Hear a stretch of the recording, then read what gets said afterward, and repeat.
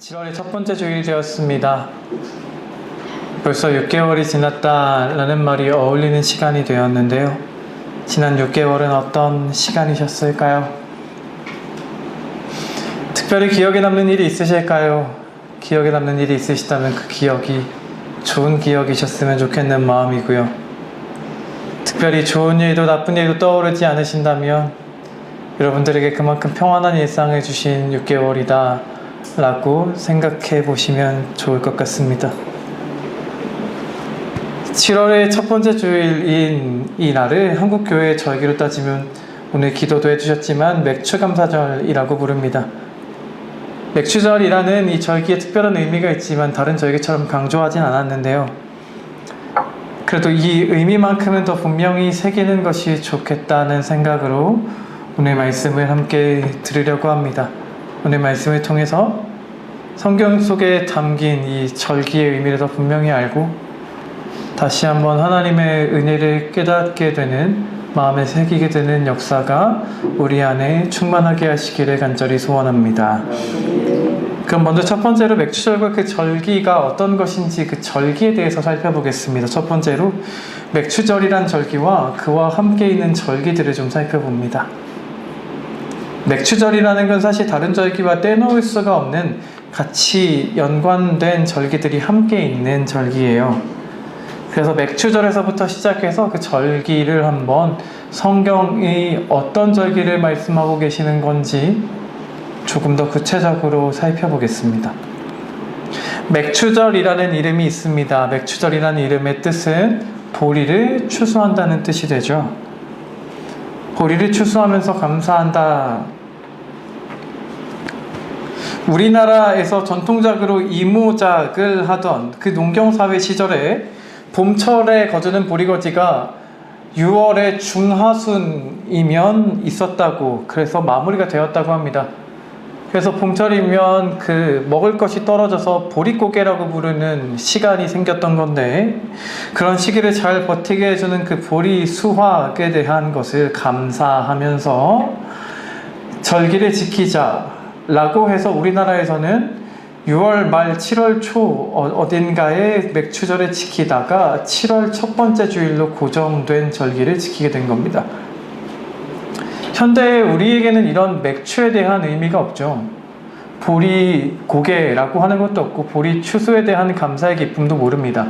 하지만 그래도 우리는 7월 첫째 주일로 정한 이 시기를 6월 지난 6개월의 시간을 감사하며 되돌아보는 절기로 지킬 수 있다는 면에서 유익함이 있습니다.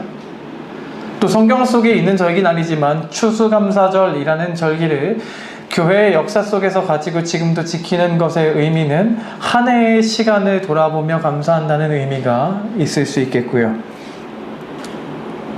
이렇게 우리에게는 사실 맥추감사절이라고 하면 보리추수의 기쁨도 사실 잘 모르겠고 그냥 6개월의 시간을 돌아본다는 정도의 의미밖에 잘 되지 않을 수 있는데, 이 맥추절의 원래의 의미가 무엇인지를 성경을 통해 조금 더 분명히 알 필요가 있겠습니다.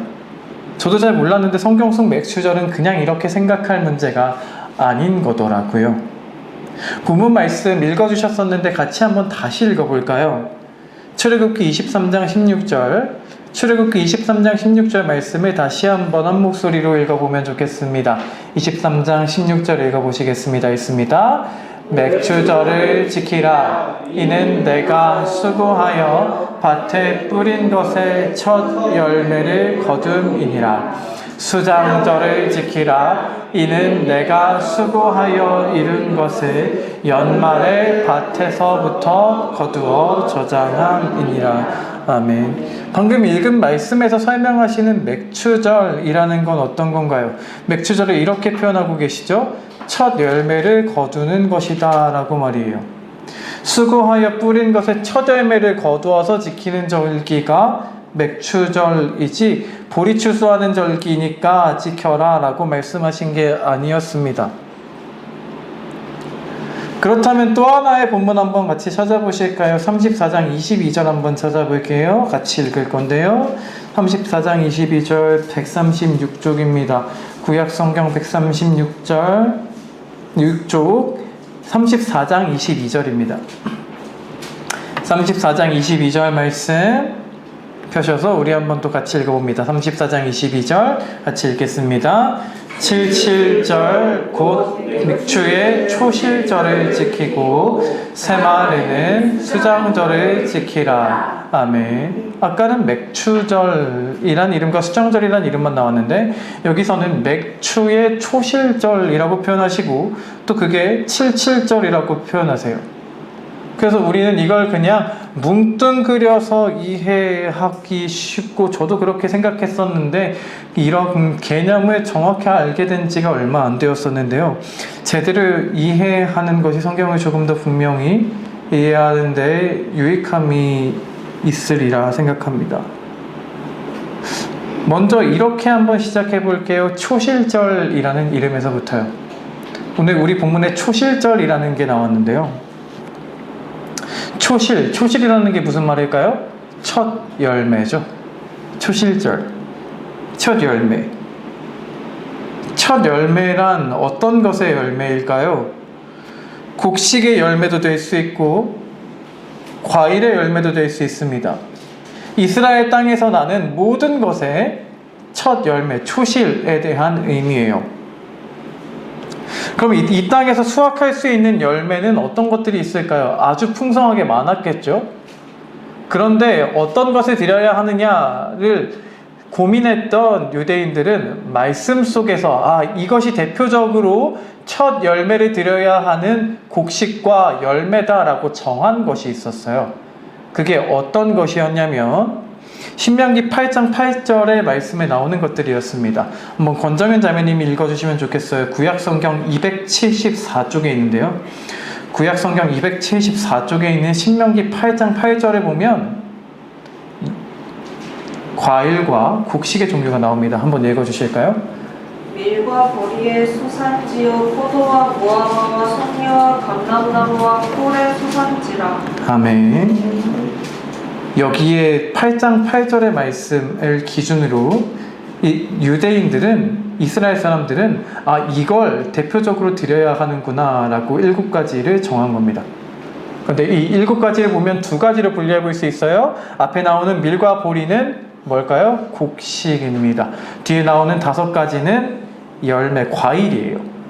근데 꿀이 어떻게 과일일까요? 꿀이라고 하면 우리는 어떤 것에서 벌이 꽃에서 가져와서 이렇게 해서 양봉의 개념으로 그런 꿀을 말하는데 이스라엘 사람들에게 꿀은 여러분들 대추야자 아세요? 대추야자를 이 사람들은 그게 꿀이라고 생각했어요. 그래서 그 열매를 꿀이라고 표현한 겁니다. 그래서 이게 대표적인 농작물이었고 대표적인 초실의 대상이었습니다. 그러면 생각해 볼게요. 이스라엘 환경에서요, 곡식이 먼저 맺혔을까요? 열매가 먼저 맺혔을까요? 뭐가 먼저 열매를 맺었을 것 같으세요? 곡식입니다. 곡식이 먼저 열매를 맺었고요. 그럼 밀이랑 보리를 같이 심으면 뭐가 먼저 열매가 맺을까요? 보리가 먼저 열매를 맺습니다. 그래서 이스라엘 사람들은 밀이 주식이었는데 근데 밀은 너무나 늦게 나오기 때문에 보리를 항상 함께 심어야 했대요. 그래야 보리를 먼저 먹고 또 밀이 나왔을 때 밀을 먹고 해서 먹고 살 수가 있었답니다. 그래서 모든 것의 첫 번째 것을 드리는 절기 초실절인데 그런데 모든 것의 첫 번째로 나는 게 뭐냐라고 했을 때 이스라엘 사람들에게 당연히 생각나는 곡식이 뭔 거예요? 보리인 거죠. 그래서 이 절기를 초실절인데 맥추절이라고도 부르는 겁니다. 처음의 것을 거두어서 드리는 절기인데 이스라엘 사람들에게 처음 것 하면 당연히 맥추가 생각이 난 거죠. 보리가 생각이 났기 때문에 그래서 초실절과 맥추절은 같은 의미가 되는 거예요. 같은 날을 가지고 이름만 다르게 부르는 건데 신앙적인 의미를 강조할 때는 초실절이 되는 거고 곡식 농사의 관점을 강조할 때는 맥추절이라고 부를 수 있는 겁니다.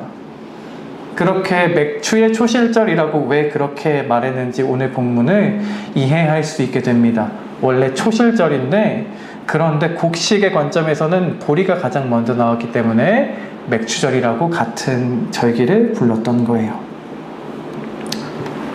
그럼 이 초실절에 대해서 조금 더 생각해 볼까요? 초실절, 이스라엘에서 가장 먼저 난 것을 가지고 드리는 절기입니다. 그러면 이스라엘 전체 중에서 가장 먼저 나오는 곡식을 어떻게 알까요?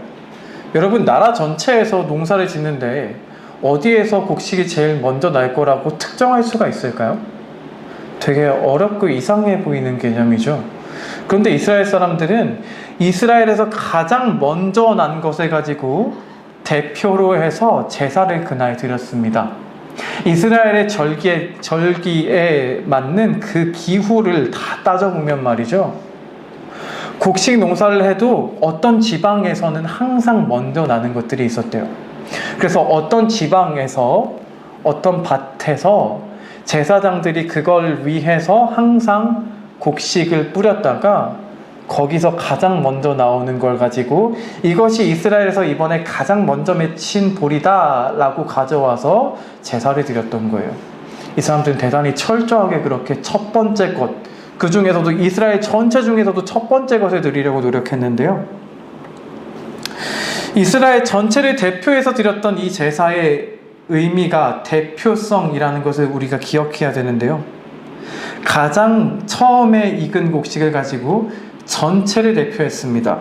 그래서 이 첫 번째 곡식을 거둘 수 있게 하신 하나님은 이 모든 곡식을 다 거둘 수 있게 하실 것이다 라고 해서 이 초실절의 날에 가장 먼저 맺힌 보리를 가져와서 제사장들이, 하나님, 우리가 이렇게 수확하게 하신 것 감사합니다.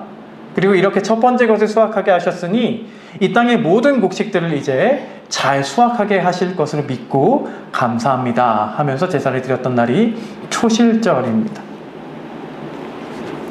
이렇게 대표성을 가지는 제사였던 초실절 제사는 성전에서만 드렸습니다. 성전에서만 드렸는데 이스라엘 백성들이 참여할 필요는 없는 제사였어요. 제사장들이 그냥 가지고 와서 제사장들이 대표성을 가지고 성전에서 예배를 드리기만 했습니다. 하지만 이스라엘 사람들에게 참여한 의무는 없지만 이스라엘 사람들은 그 제사가 언제 드려지는지, 올해 초실절 제사가 몇 월 며칠 몇 시에 드려지는지를 알아야 했습니다. 물론 그 절기는 정해져 있지만 몇 시에 드릴 건지 그 시간을 알아야 됐어요. 왜 시간을 알아야 됐을까요? 그 대표성을 지닌 제사가 끝나기 전까지는 내 밭에 있는 곡식을 추수할 수 없었기 때문이에요. 이 첫 번째 것을 추수했습니다. 하나님 감사합니다. 이 예배가 끝나야 온 땅의 추수가 시작이 되는 겁니다. 그것이 이스라엘의 추수 방식이에요. 그러니까 만약에 오늘 초실절 제사를 9시에 드린다면 9시에 드렸으니까 그 시간을 기점으로 해서 추수를 시작하는 겁니다. 자기 땅에서. 그렇게 초실절 제사가 오늘 드려지면 오늘부터 뭐가 시작되냐면 77절이 시작되는 거예요. 초실절 그날부터 77절이 시작됩니다. 이 77절은 77이라는 의미를 알고 계시죠? 7 곱하기 7이라고 해서 49라고 우리는 기억하면 되는 그냥 그런 절기인데요. 오늘 의미는 조금 다르기도 하지만 그냥 그렇게 그 의미를 보면 되는데요. 77절, 49일 동안 이스라엘이 추수하면서 지내는 절기입니다. 아까 초실절은 절기는 맞지만 이스라엘 사람들 전체가 참여하는 게 아니라 제사장이 성전에서 지키는 절기라고 말씀드렸어요. 그런데 초실절을 통해서 77절이 시작되면 그때부터는 이스라엘이 전체가 참여하는 절기가 되는 겁니다. 그래서 이 77절은 개인적인 감사의 절기다 라고 표현해요. 개인적인 감사의 절기다. 초실절은 대표성을 가지고 제사장들이 지켰던 절기면 77절은 개인적인 감사의 절기예요. 왜 개인적인 감사의 절기일까요? 왜냐하면 다 각자마다 씨를 뿌린 날이 다르고 각자의 지역에 따라 기후마다 거둘 수 있는 시점이 다르기 때문에 같이 한 날 한시에 모여서 우리 같이 감사하자 할 수가 없었던 거예요. 그러니까 77, 7주의 기간을 주고서요. 자, 이때 곡식을 거둔 사람들 이 기간 안에 이 성전으로 와서 감사 제사를 드리시면 됩니다 하는 기간이 시작되는 겁니다. 그래서 개인적인 감사의 절기가 77절입니다. 초실절은 시작이자 대표인 거고요. 77절은 개인적인 감사의 절기예요. 그렇게 77일 49일이 지나고 나면 50번째 날, 이 날을 기념하죠. 이 50번째 날을 우리는 오순절 50번째라고 해서 그렇게만 알고 있는데, 이 50번째 날을 히브리어로 한번 생각해 보면요, 50번째 날을 히브리인들, 유대인들은 이렇게 불러요. 아제렛이라고 말이에요. 아제렛. 아제렛이라는 말은 무슨 말일까요? 아제렛이라는 말은 마침입니다. 마침. 그러니까 50번째 날에 아제렛이라고 불렀다는 건 그날을 어떤 날로 기념했던 건가요? 마침의 날. 추수를 다 마친 날로 감사하며 지켰던 겁니다. 오순절은 그런 날이에요. 우리가 아는 오순절은요, 49일 동안 개인적인 감사가 다 마쳐진 다음에 우리가 이렇게 다 추수를 마쳤습니다. 마치게 하신 것 감사합니다 하고 지켰던 날. 그래서 아제렛 마침의 날이라고 부르는 날이 오순절인 겁니다. 개인적으로 감사했다면 이 50번째 날, 이 날에도 모두가 다 함께 와서 지켰던 건 아닙니다. 의무는 없었어요. 성전에 올 의무는 없이 대표성을 가지고 또다시 제사를 드립니다. 물론 거기에 와서 참여할 수는 있었을 것 같아요. 하지만 의무는 없습니다. 근데 제사장이 대표로 또다시 감사를 드리는 거예요. 하나님, 저희가 이렇게 이 기간 동안 추수를 잘 마쳤습니다. 마치게 하신 것 감사합니다. 그날이 오순절, 아제렛이 되는 겁니다. 그렇게 우리는 성경에 나오는 절기를 살펴봤어요. 우리가 맥추절이라고 부르는 것을 시작해서 초실절이 맥추절이랑 똑같다는 것, 그리고 그날부터 77절이 시작되고 그 마지막 날에 아제렛 마침의 날이라고 부르는 오순절이 된다는 것까지 살펴봤습니다. 그런데 이렇게 살펴봤는데 우리가 말씀에선 읽었는데 나오지 않은, 설명하지 않은 한 절기의 이름이 있어요. 뭔가요? 수장절이라는 이름이에요. 그럼 수장절은 뭘까요? 수장절이 왜 같이 안 나왔냐면요, 이게 수장절은 다른 추수에 대한 이야기이기 때문이에요. 지금 말한 추수는 어떤 추수인가요? 곡식 추수거든요. 그런데 이 수장절은 어떤 것의 추수냐면 과일 추수인 겁니다. 수장절은 과일 추수예요. 곡식과 과일이 이스라엘의 절기, 기후로 따지면 완전히 다른 때 나왔습니다. 그래서 곡식 추수절기와 과일 추수절기가 따로 있을 수밖에 없었던 거예요. 그래서 오늘 본문에 같이 언급되기는 하지만 수장절에는 같이 붙는 말이 두 단어가 있었어요. 여러분들 기억하시나요? 이런 단어와 함께 언급됐습니다. 연말에, 새말에 라고 말이에요. 연말, 새말이라고 부르는 단어가 함께 나왔던 이유는 한 해의 끝이 되어야 겨우 과일이 나왔기 때문이에요. 곡식의 추수와 그렇게 과일 추수가 달랐기 때문에 연말에 과일을 거두게 하시는 것에 감사하면서 지켰던 절기가 수장절이 되는 겁니다. 사실 이전에 이렇게 유대인들이 저도 지키는 것들을 잘 몰랐기 때문에 대충 이게 이거고 그냥 다 똑같은 거야 라는 식으로만 생각했었는데요. 이스라엘 사람들에게는 초실절이 맥추절이고 그 초실절이 7절의 시작이고 이게 머릿속에 있으니까 그냥 그렇게 얘기하면 무슨 소리인지 잘 알아듣지만 우리는 무슨 소리인지 잘 모르잖아요. 그래서 그냥 그렇게 뭉뚱그려서 알 일이 아니라 이렇게 하나씩의 의미를 아시는 게 성경을 더 분명하게 이해하는데 도움이 되실 거라 생각합니다. 이렇게 절기들을 좀 생각해 볼 수 있었는데요. 그렇다면 두 번째로 이 절기를 통해서 이 절기 속에 담긴 신앙의 의미는 무엇이 있는가를 생각해 봅니다. 이 절기를 통해서 우리가 그래서 배울 수 있는 신앙의 의미가 무엇일까요? 이 절기를 통해 배울 수 있는 신앙적인 의미를 두 가지로만 살펴볼게요. 오순절이라는 거에도 의미가 있지만 우리가 맥추절이라고 부르는 절기를 오늘 맞는 만큼 먼저 우리가 그 초실절, 맥추절 속에 담긴 의미를 생각해 보자면요. 첫 번째로 우리는 이 절기를 통해서 예수님의 부활을 되새기게 되는 겁니다. 예수님이 우리 부활과 연관이 있으시다고 성경이 말씀하시는데요. 성경은 재미있게도 예수님의 부활은 그냥 예수님께 있었던 특별한 일이라고 말씀하지 않으시고 특별한 표현을 통해 이것이 우리의 부활의 증거다라는 말씀을 하시죠. 그 말씀 여러분들이 잘 아시는 표현이 있는 말씀 한번 같이 찾아볼까요? 고린도전서 15장 20절에 있는 말씀 여러분들이 잘 아시는 말씀입니다. 고린도전서 신약성경 283절입니다. 고린도전서 15장 신약성경 283쪽 15장 20절 말씀 한번 같이 읽습니다.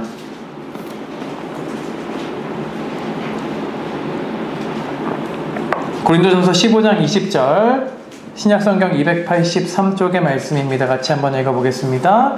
그러나 이제 그리스도께서 죽은 자 가운데서 다시 살아나사 잠자는 자들의 첫 열매가 되셨도다. 아멘. 우리에게 이 표현이 아주 익숙합니다. 첫 열매라는 표현 말이죠. 그런데 왜 하필 수많은 것 중에 첫 열매라고 하셨을까요? 우리는 이 표현이 초실절과 관련이 있다는 것을 생각해 볼 수 있기에 우리의 초실절 맥추절은 우리의 부활, 예수님의 부활을 다시 새기게 하는 의미가 되는 것입니다. 사복음서를 읽으면서 예수님이 죽으신 그때를 기록한 내용을 한번 기억해 보실게요. 그때가 절기라는 표현이 있는데요. 그때가 무슨 절기였는지 혹시 기억하시나요? 6월절이었다고 하세요. 예수님이 죽으신 그 고난주간 그때가 6월절이었다고 하세요. 그래서 그 절기 때문에 예수님이 잘하시는 그 최후의 만찬, 그 절기 식사를 언제 어디서 하시겠습니까? 라고 하는 그 절기를 지키신 것에 의미가 있었고 또 여러 가지 의미가 있는데 중요한 건 이 6월절 그 다음 6월절은 한마디로 말하면 안식일날 지키는 것이었기 때문에 안식일 그 다음 날이 어떤 날이었냐에 주목해야 됩니다. 이스라엘의 절기로 따지면요 6월절 다음 날 6월절이었던 안식일 그 다음 날이 바로 초실절이 되기 때문이에요. 6월절 다음 날이 초실절입니다. 그러니까 우리한테는 예수님이 부활하신 날이라고 지키는 그날이 말이죠. 이스라엘 사람들에게는 이제 초실절이 시작됐네. 이제 6월절 절기 지켰으니까 이제 7.7절이 시작되니까 우리 밭으로 얼른 가자. 우리 밭으로 가서 이제 추수해야지 하는 시기였던 겁니다. 그런 시기였는데 그런데 우리한테 이날은 어떤 날인가요? 안식 후 첫날. 안식 후 첫날에 우리에게는 예수님이 부활하셨다는 의미로 기억되고 있죠. 그러니까 예수님의 죽으심과 부활은 6월절과 초실절, 이 유대인들 절기와 아주 밀접하게 연관이 있는데요. 예수님이 부활하신 그날이 이스라엘이 기뻐함으로 추수를 시작하던 그날 초실절의 날이었던 겁니다. 그래서 예수님이 그날 부활하신 게 하필 그날 부활하신 게 하필이라는 표현이 좀 인간적인 표현이지만 그날 부활하신 것, 하나님이 그날 다시 살리신 것에는 첫 열매를 거두는 날 첫 열매를 거두게 하셨다. 첫 열매를 거두셨다는 의미가 있는 거예요. 그런데 첫 열매를 거두는 그날에 드리는 그 제사에는 대표성이 있다고 말씀드렸습니다. 하나님 이 열매를 무사히 거두게 하셨으니 이 땅의 모든 열매를 무사히 거둘 수 있게 하실 걸 믿습니다 하고 드렸던 제사가 있었다 그랬죠. 그러니까 이 의미를 그대로 살려서 성경이 이 예수님의 부활이 첫 열매라고 말씀하신 거예요. 곡식의 처음 것을 거두면서 모든 것을 거두게 하시는 하나님을 기억하고 그 하나님을 믿을 수 있었던 것과 같이 그렇게 추수하게 하시는 하나님을 경험했던 것처럼 초실절에 부활하신 그 예수님은 우리 모두의 첫 열매가 되셔서 우리 모두를 그렇게 부활하게 하실 것이다. 예수님의 그렇게 첫 열매로 부활하게 하신 하나님은 분명히 우리 모두를 부활하게 하실 것이다 라는 의미가 된 것입니다. 그래서 우리에게 초실절은 이런 의미가 있음을 다시 기억해 봅니다. 초실절은 우리에게는 부활을 기억하게 하는 절기인 줄을 믿으시기 바랍니다. 이스라엘의 절기 속에 중요한 약속을 숨겨두신 하나님의 비밀을 기억하기 원합니다. 첫 열매를 거두신 하나님이 모든 열매를 거두게 하실 것입니다. 부활이라는 첫 열매를 거두신 하나님은 우리 모두가 정말로 부활하도록 그렇게 확실히 역사하실 것입니다. 우리에게 맥추절, 초실절의 의미는 그렇게 다가와야 하는 것이에요. 우리가 이 맥추절을 통해서 다만 부활절이라는 날에만 국한해서 자꾸 부활의 의미를 새길 것이 아니라 이 첫 열매의 절기에 우리 부활의 첫 열매가 되시는 예수님을 다시 새기고 확신할 수 있는 그런 하나님의 자녀가 다 되게 하시길 주님의 이름으로 축원드립니다. 한 가지 의미만 더 살펴봅니다. 한 가지 의미만 더 살펴보자면요. 두 번째로 이 절기는요, 우리 삶의 모든 것을 다스리시는 것이 하나님의 손안에 있는 것임을 기억하게 합니다. 우리 삶의 모든 것을 다스리시는 분이 하나님이시다. 우리 삶의 모든 것이 하나님의 손안에 있다. 당연해 보이는 이야기, 우리가 잘 알고 있는 이야기인데요. 이걸 절기와 함께 다시 한번 새겨볼게요. 여러분, 농사하는 사람에게 추수하는 절기는 어떤 시간이었을까요? 가장 기쁜 시간이었을 겁니다. 그동안에 풀도 뽑고 수고하며 그 긴 시간을 보냈던 그 농부가 이제 기쁨을 누릴 수 있는 시간이잖아요. 그럼 77절은 이 사람들에게 그냥 기쁨의 시간이었느냐라고 말하면 꼭 그렇진 않았다고 해요. 왜 그랬을까요? 농부들이 마음껏 기쁘게 추수할 수 있는 환경이 아니었기 때문이랍니다. 이스라엘 사람들에게 이 77절이라는 절기의 기간 동안 이스라엘에 닥쳐오는 그 일기의 환경이 녹록치 않았기 때문이에요. 이 날씨가 항상 불안정해서 농부들이 추수의 절기가 됐긴 했는데 이걸 제대로 추수할 수 있을지 없을지가 항상 고민인 기간이 77절이었답니다. 이 77절의 기간은요, 갑자기 비가 쏟아지기도 하고 갑자기 뜨거운 바람이 막 불기도 하는 그런 일이 있었대요. 그런데 이 날씨가 여러분들이 잘 아시는 것처럼 어떤 것이 많이 오느냐에 따라 농사에 영향을 많이 미쳤던 거죠. 곡식이 비를 많이 맞으면 좋을까요? 아닐까요?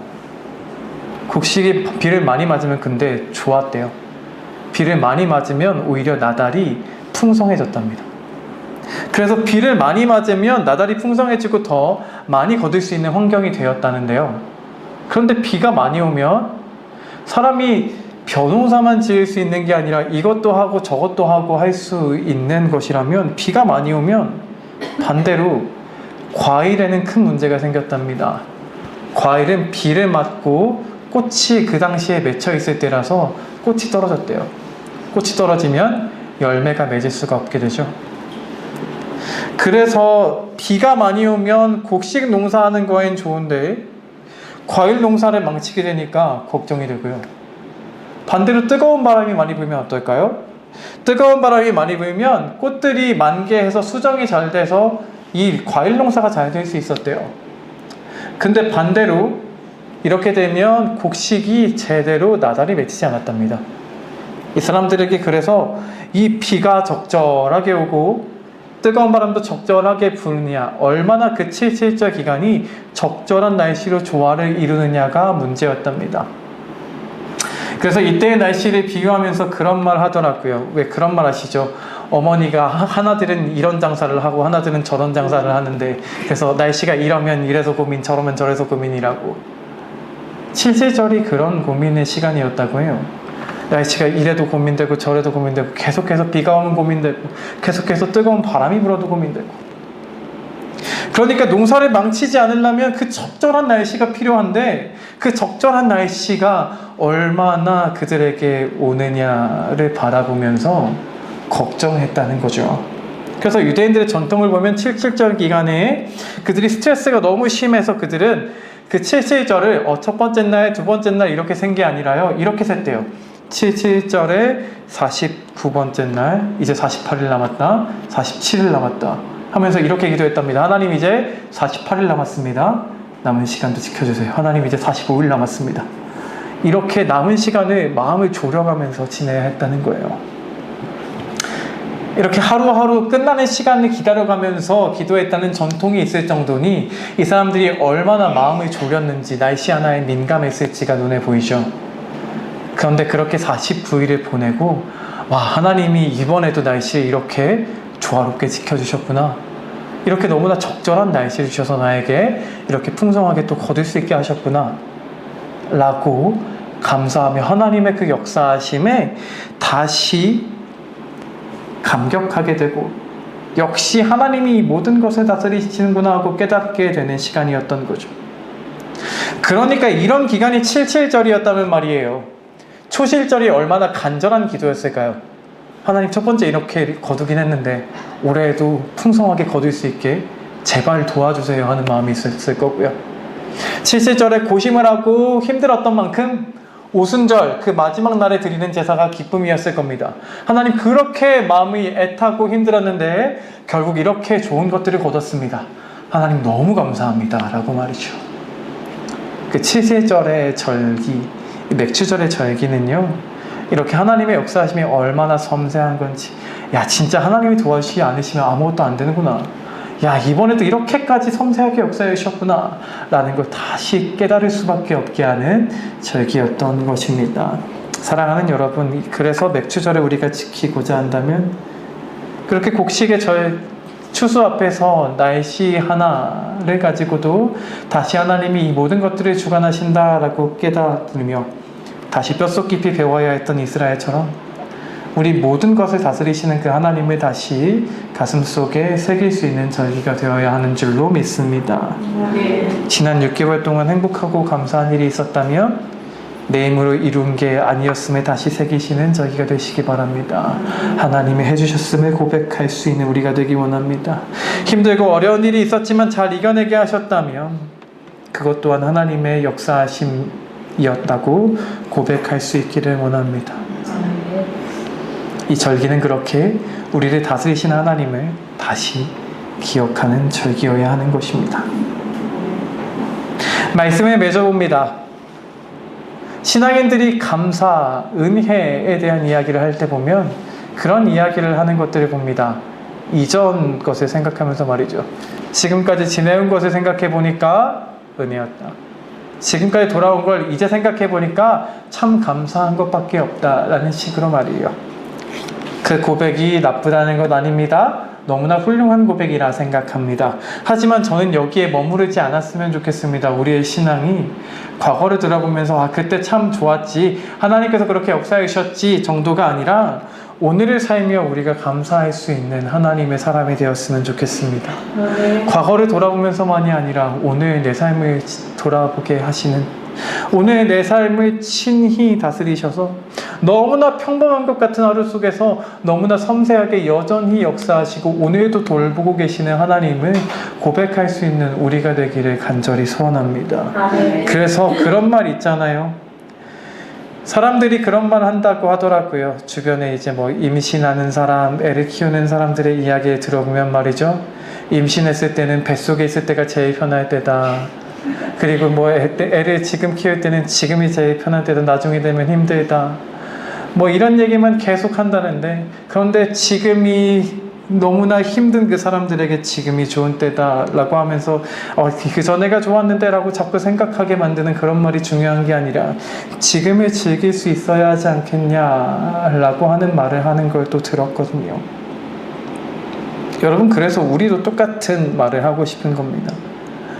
지금은 힘들었는데 나중에 보니까 그때 참 감사한 거였더라 만이 우리가 해야 할 감사가 아니라고 생각합니다. 오늘의 감사가 있었으면 좋겠습니다. 오늘도 여전히 돌보고 계심으로 인하여 감사할 수 있으면 좋겠습니다. 오늘도 여전히 내 평범한 것 같고 별것 아닌 것 같은 하루 속에서 감사할 수 있었으면 좋겠고, 오늘의 하루 속에 섬세하게 역사하시는 하나님을 매일마다 체험하며 나아갈 수 있는 우리가 되어서 감사의 절기 때만 그때만 하나님이 그래 돌봐주셨지가 아니라 오늘도 나를 돌봐주심에 감사하고 매일 더 그렇게 하나님을 더 섬세하게 느끼며 체험하며 살아갈 수 있는, 그렇게 동행하며 살아갈 수 있는 우리가 되었으면 좋겠습니다. 아멘. 그렇게 다시 한번 감사에 대한 이야기를, 우리가 어떻게 감사해야 할지를 생각하며 감사를 다짐하고 다시 감사하는 마음으로 함께 찬양 드리고 마쳤으면 좋겠는데요. 말씀을 기억하면서 날 구원하신 주 감사, 여러분들이 잘 아시는 찬양 준비해드린 악보로 찬양하고 마치겠습니다.